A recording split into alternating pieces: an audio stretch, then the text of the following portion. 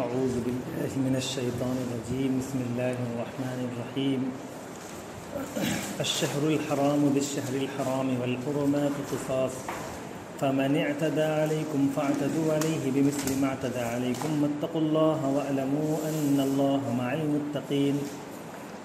وانفقوا في سبيل الله ولا تلقوا بأيديكم الى التهلكة واحسنوا ان الله يحب المحسنين صدق اللہ العظیم۔ ماہ حرام کا بدلہ ماہ حرامی ہے اور تمام حرمتوں کا لحاظ برابری کے ساتھ ہوگا، لہٰذا جو تم پر دسترازی کرے تم بھی اسی طرح اس پر دسترازی کرو،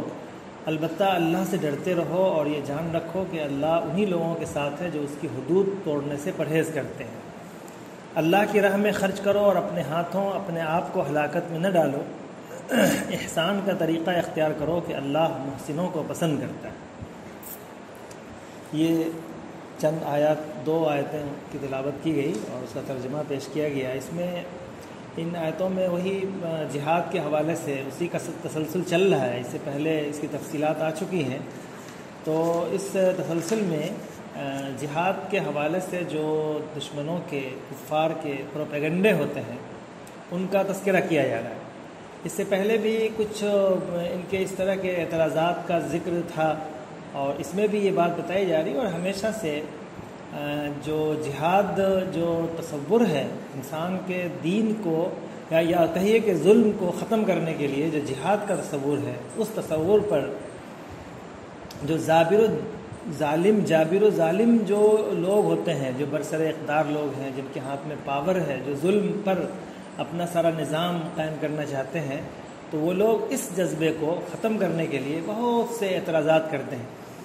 شروع سے بھی اعتراضات چل رہے ہیں اور دور جدید میں بھی اس جذبے کو ختم کرنے کے لیے بہت سارے اس کے اوپر اس کی خوفناکی کا بیان اور اس پر یعنی جہاد کے نام پہ لوگوں کو ڈرانا، کہ اس میں گھبراہٹ کا معنی پیدا کرانا، خوف کا معنی پیدا کرانا اور اس کے طرح طرح سے پروپیگنڈا کرنا،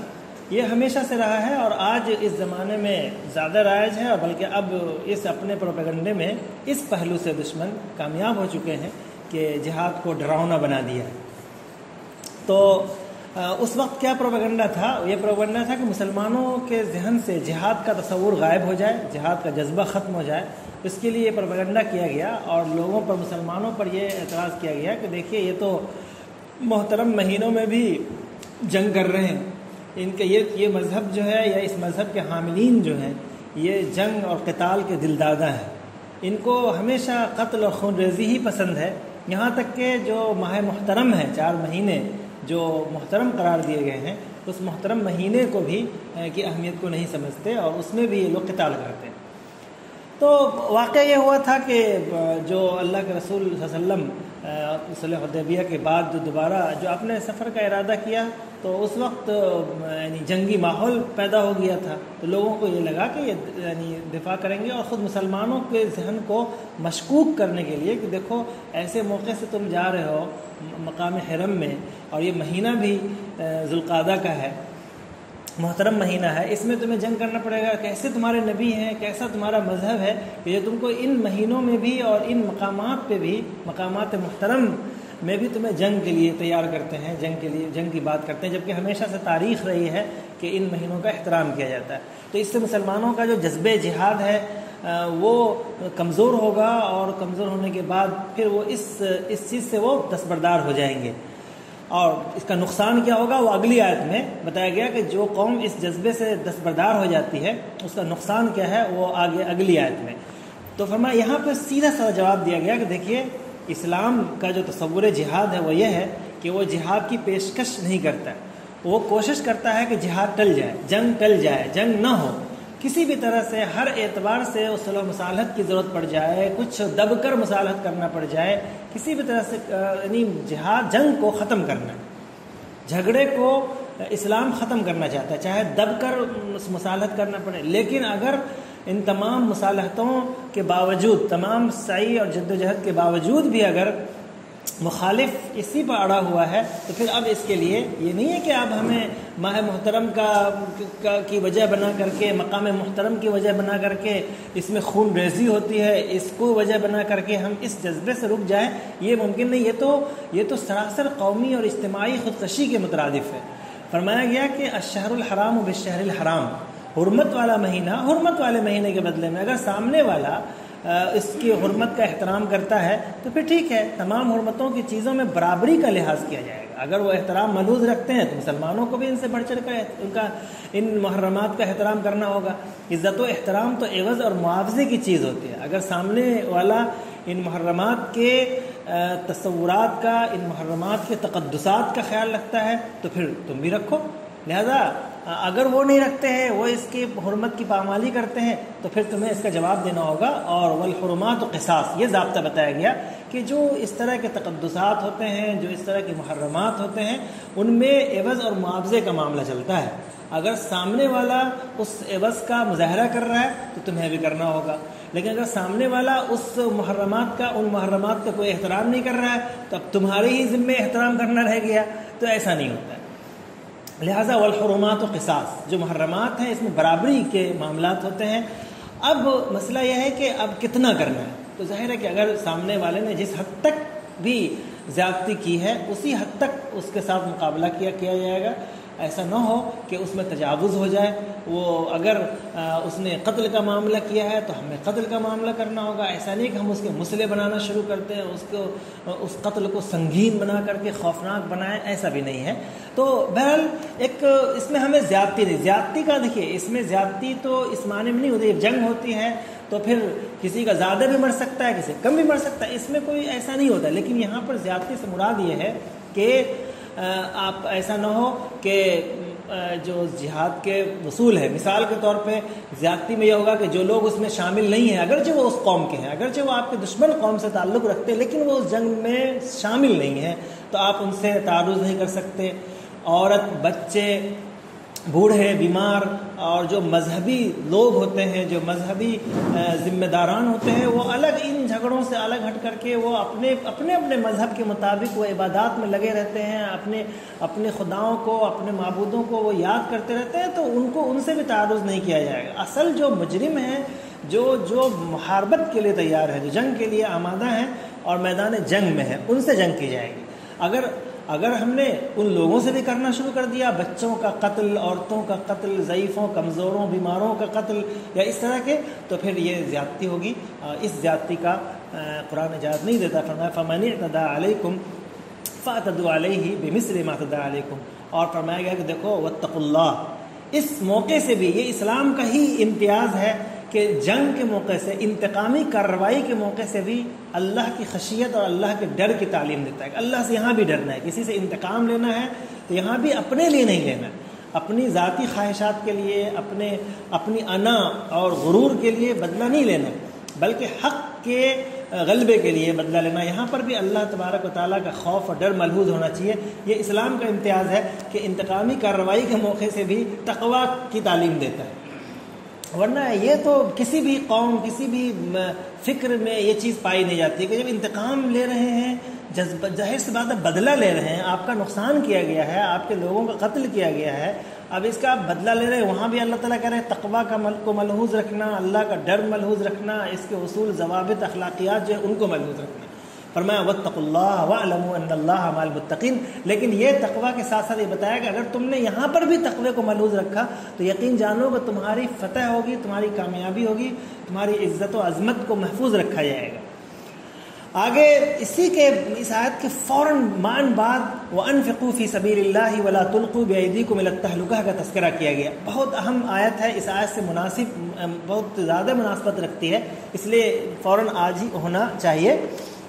فرمایا اس میں یہ بات آئی کہ یہاں پر اللہ کے راستے میں خرچ کرنے کی بات آئی. اسی طرح جہاد کے فوراً بعد خرچ کرنے کا تذکرہ. ظاہر ہے کہ کوئی بھی جہاد، کوئی بھی جنگ بغیر مالی قربانی کے نہیں ہوتا. جب تک مالی قربانی جو قوم نہیں پیش کر سکتی ہے تو اس کے اندر جذب جہاد کہاں سے آئے گا؟ تو جب مالی قربانی کہ ضروری ہے جذب جہاد کے لیے. اگر کوئی قوم یہ اندر اندر دعویٰ کرتی ہے یا کسی قوم کا فرد یہ دعویٰ کرتا ہے کہ ہمارے اندر جذب جہاد موجود ہے، تو اس کو دیکھا جائے گا کہ اس کے اندر مال کی قربانی کا جذبہ کتنا ہے. وہ مال کی قربانی کرنے کو اگر تیار ہے تب اس کے بارے میں یقین کیا جا سکتا ہے کہ یہ اس کے اندر جذب جہاد ہے اور یہ جہاد کے لیے کر سکتا ہے. تو گویا اسلام کے اندر جان اور مال دونوں کی قربانی مطلوب ہوتی ہے اور دونوں ایک دوسرے کے لیے لازم و ملزوم ہے. تو اس لیے فرمایا گیا کہ وَأَنفِقُوا فِي سَبِيلِ اللَّهِ، اللہ کے راستے میں خرچ بھی کرنا ہے. اگلی آیت جو جہاد کی غرض و غایت ہے، جہاد کی اصل حکمت کا تذکرہ ہے، جہاد کا اصل مقصد کیا ہے، اصل جو جہاد کا فائدہ ہے اس کا تذکرہ ہے. فرمایا وَلَا تُلْقُوا بِأَيْدِيكُمْ إِلَى التَّهْلُكَةِ، کہ اپنے آپ کو ہلاکت میں مت ڈالو. یعنی مالی قربانی کا تذکرہ آیا اور جہاد کے لیے جان قربان کرنی پڑتی ہے، تو گویا جانی اور مالی دونوں قربانی کا یہاں پہ حکم دیا گیا. اور اب اس کے بعد کہا جا رہا ہے کہ اپنے آپ کو ہلاکت میں مت ڈالو. قربانی بھی کرنے کو کہا جا رہا ہے، کہہ رہا ہلاکت میں مت ڈالو. یہ بہت اہم بات ہے. اس میں یہ بات بتانا مقصود ہے کہ ہلاکت میں نہ ڈالنے کا مطلب یہ ہوا کہ تم اگر مالی قربانی کرنا بند کر دو گے، تمہارے اندر یہ جذبہ ختم ہو گیا کہ ہم اسلام کے لیے، دین کے لیے مال کو قربان کریں، اسی طرح جان کو قربان کریں. اگر یہ جذبہ جہاد، قربانی کا جذبہ یا مال کی قربانی جذبہ اگر ختم ہوا تو جس قوم میں بھی یہ ختم ہوتا ہے اس کے لیے یہ اجتماعی خودکشی ہوتی ہے. اس لیے کہ جذب جہاد سے ظلم کا دفیہ ہوتا ہے. اگر جہاد کا جذبہ نہیں ہوگا تو ظلم غالب رہے گا، ظلم سر چڑھ کر بولے گا، اور پھر اس کے بعد تمہاری پوری اجتماعی امت کی جو اجتماعی قومی شناخت ہے، اسلامی شناخت ہے، وہ مٹ جائے گی. اور جو ظالم و جابر کا غلبہ ہوگا وہ تمہارے سامنے ہوں گے اور ان کے سارے معاملات تمہارے اندر چلے جائیں گے، اور تمہارے اندر جو کم از کم جو اسلامی شناخت ہے، غلبہ اسلام تو بہت دور کی بات ہے، اسلامی شناخت تک تمہارے اندر باقی نہیں رہے گی. تو یہ گویا کہ خودکشی ہے، یہ اجتماعی قومی خودکشی ہے. اپنے آپ کو برباد کرنا ہے، اپنے آپ کو ان کے ہاتھوں میں دے ڈالنا ہے، اور وہ جب چاہیں گے تمہیں رونتے پھریں گے، جب چاہیں گے تم پر قانون سازی کریں گے، جب چاہیں گے تمہارے بارے میں جو چاہیں وہ فیصلہ کر لیں گے. تو یہ گویا کہ اپنے آپ کو بربادی میں، ہلاکت میں ڈالنا ہے، یہ خودکشی ہے. فرمایا وَلَا تُلْقُوا بِأَيْدِيكُمْ إِلَى التَّهْلُكَةِ، یعنی جہاد کو چھوڑ کر کے، اللہ کے راستے میں انفاق کو چھوڑ کر کے اگر تم زندگی گزارنے کی کوشش کر رہے ہو اور یہ جذبہ تمہارے اندر سے ختم ہو رہا ہے، تو گویا کہ یہ اجتماعی خودکشی ہے اور اپنے آپ کو ہلاکت میں ڈالنا ہے. دیکھیے جہاد کے دوران دو چیزیں ہوتی ہیں. ایک تو یعنی جاں بازی کے علاوہ دینی حمیت اور غیرت اور ایمانی حرارت میں بیداری رہتی ہے. جہاد کے دوران انسان کی اسلامی حمیت، غیرت بیدار رہتی ہے. اسی طرح عزم و حوصلہ جوان رہتا ہے. وہاں پر جب جذب جہاد سے سرشار ہوتا ہے انسان تو پھر اس کے اندر عزم ہوتا ہے، حوصلہ ہوتا ہے، شجاعت اور بہادری ہوتی ہے. ان جذبات کے حاملین جو ہوتے ہیں وہ دشمنوں کے سامنے، ظالم و جابر چاہے کتنی بڑی قوت ہو، ان کے سامنے چٹان بن کر کھڑے ہو جاتے ہیں. یہاں تک کہ ان کا دشمن پر ان کا رعب طاری ہو جاتا ہے، اور جو دشمن پزمردگی کا شکار ہو کر کے وہ اپنے آپ کو پسپائی اور ناکامی کی طرف چل پڑتے ہیں اور وہ گویا شکست سے دوچار ہو جاتے ہیں. یہی حال اس قوم کا ہوتا ہے کہ جس میں من حاصل قوم بحثیت مجموعی وہ مال و دولت کو اللہ کے راستے میں قربان کرنے کے لیے تیار رہتی ہے. تو اس قوم سے مال کی محبت ختم ہو جاتی ہے. جس کے اندر مال کی قربانی کا جذبہ پیدا ہوگا، اس قوم سے یا اس شخص سے، اس فرد سے اور اس اجتماعیت سے یعنی مال کی محبت کم ہوگی. اور مال کی محبت جب کم ہوتی ہے تو پھر باہمی اتحاد، احترام ایک دوسرے کا، چونکہ مال جو ایک ایسی چیز ہے کہ جو آپس کے انتشار کو برپا کرتا ہے. مال کی محبت، مال کی شدید خواہش وہ بھائی کو بھائی سے لڑاتا ہے، باپ کو بیٹے سے لڑاتا ہے، گھر کو گھر سے لڑاتا ہے. تو اگر مال کو قربانی کرنے کا جذبہ پیدا ہو گیا، اس سے مال کی اہمیت ختم ہو جاتی ہے، دل کے اندر وہ جذبہ نہیں رہتا مال کے حوالے سے. تو اس کا پھر کیا ہوتا ہے کہ وہ باہمی اتحاد پیدا ہوتا ہے، آپسی محبت، باہمی ہمدردی، غمخواری، اور ایک اتنا خوبصورت معاشرے کی تشکیل ہوتی ہے کہ جو معاشرہ انسان کو ہمیشہ باہمی تعاون اور باہمی ہمدردی اور غمخواری پر مبنی ہوتا ہے. اس پورے معاشرے میں جھلکتا ہے. ایسا معاشرہ ظاہر ہے، ایسا معاشرہ کبھی اپنی موت نہیں مر سکتا. ایسا معاشرہ جس کے اندر باہمی محبت اور احترام کے جذبات غالب ہوں، جس کے اندر آپس میں اتحاد و اتفاق ہو، مال جو ان تمام چیزوں کو ختم کرنے کا بنیادی ذریعہ ہے وہ اس مال ہی کا احترام کم ہو جائے، تو ظاہر ہے کہ ایسا سماج، ایسا معاشرہ کبھی مرتا نہیں ہے، کبھی خودکشی نہیں کرتا ہے۔ لیکن اس کے برعکس آپ دیکھ لیجئے کہ جس قوم میں جذبہ جہاد نہیں ہے، اس کے اندر شجاعت، بہادری، ہمت، حوصلہ، عزم، یہ سب ختم ہو جاتا ہے۔ اور جب یہی چیز نہیں ہے تو پھر دوسرے قوم، دوسرے لوگ، دشمن ان پر غالب آتے ہیں۔ دشمن کا روب تو کیا طاری ہوگا، دشمن پر روب کیا طاری ہوگا، خود دشمن کا روب ان کے اوپر طاری ہو جاتا ہے، اور دشمن سے یہ قوم ڈرنے لگتی ہے، پھر یہ خود پسپائی کا شکار ہو جاتی ہے۔ ایسے ہی جب مال کی محبت غالب آتی ہے تو آپسی انتشار، ایک اختلاف، انتشار، نفرت، باہمی دشمنی، عداوت پھیلتی ہے، اور ایسا معاشرہ بنتا ہے، ایسا بگڑا ہوا معاشرہ تشکیل پاتا ہے کہ جو معاشرہ دشمنی پر مبنی ہے، جو معاشرہ میں ہر انسان ایک دوسرے کے جان کی فکر میں رہتا ہے، ہر انسان ایک دوسرے کے مال کو ہڑپنے کے لیے اس کو پریشان کرنے اور اس کو ہر طرح سے برباد کرنے کی کوشش کرتا ہے، تو ایسا معاشرہ اپنے آپ مر جاتا ہے، اور اس معاشرے میں کوئی جان نہیں رہتی، کوئی دم نہیں رہتا، وہ اندر سے کھوکھلا ہوتا ہے۔ اگر دشمن کی معمولی الغار کو بھی یہ معاشرہ برداشت نہیں کر سکتا، تباہ ہو جاتا ہے۔ اسی لیے کہا گیا کہ مال کی قربانی اور جان کی قربانی کا جو جذبہ ہوتا ہے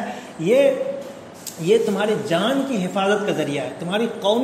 پوری قوم کو بچانے کا ذریعہ ہے۔ جذبہ جہاد، مال کی قربانی کا جذبہ، یہ تمہیں پوری قوم کو بچائے گی۔ لہٰذا اگر تم سے یہ دونوں جذبات ختم ہوئے تو تم پوری قوم، بحیثیت قوم، خودکشی کا شکار ہو جاؤ گے اور اپنے آپ کو ہلاکت میں ڈال لو گے۔ تو فرمایا کہ ان جذبات کو ختم کر کے وَلَا تُلْقُوا بِأَيْدِيكُمْ إِلَى التَّهْلُكَةِ، اپنے ہاتھوں کو، اپنے آپ کو ہلاکت میں مت ڈالو۔ وَأَحْسِنُوا إِنَّ اللَّهَ يُحِبُّ الْمُحْسِنِينَ، اور اچھے معاملات کرتے رہو،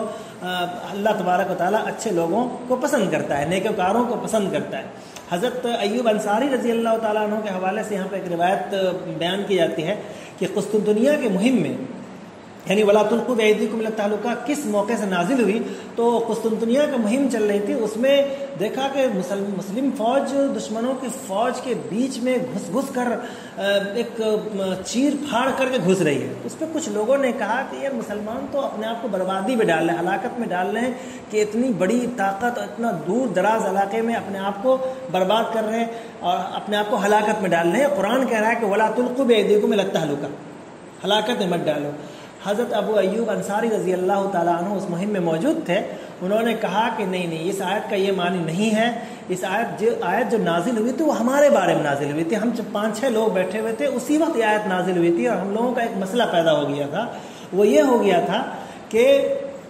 کچھ انصار نے کہا کہ دیکھو اب تو رسول اللہ یہاں آئے، ہم ان پر ایمان لائے اور ان کی سرپرستی میں ہم نے جنگیں لڑیں، جانیں لگائیں، اور ہمیں اللہ تبارک و تعالیٰ نے عزت دی اور ہمیں غالب کر دیا، اب ہمارا دین غالب ہو گیا ہے، تو لہٰذا اب ہمیں